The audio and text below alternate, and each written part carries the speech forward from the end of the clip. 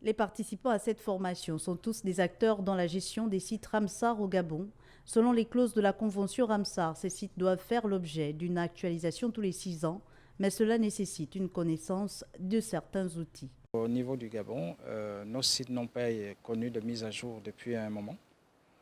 Et c'est pour ça qu'on a voulu organiser cette formation, parce qu'en faisant le point, on s'est rendu compte que jusqu'en 2014, la mise à jour des sites se faisait avec du papier.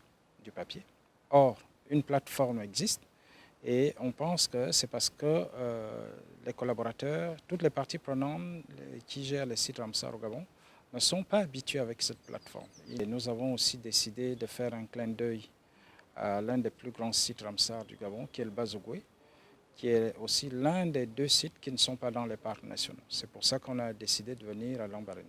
Les sites Ramsar jouent un rôle important pour la planète, notamment pour les populations. Ces sites Ramsar sont extrêmement importants aujourd'hui parce que, d'abord au niveau local, parce que ça permet la gestion durable des ressources qui s'y trouvent pour le bénéfice des populations locales.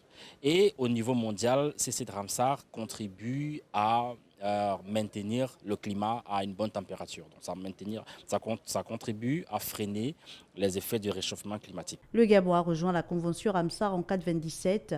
Pour répertorier les sites à la convention, cela demande de répondre à 9 critères, dont la rareté du site et la diversité biologique.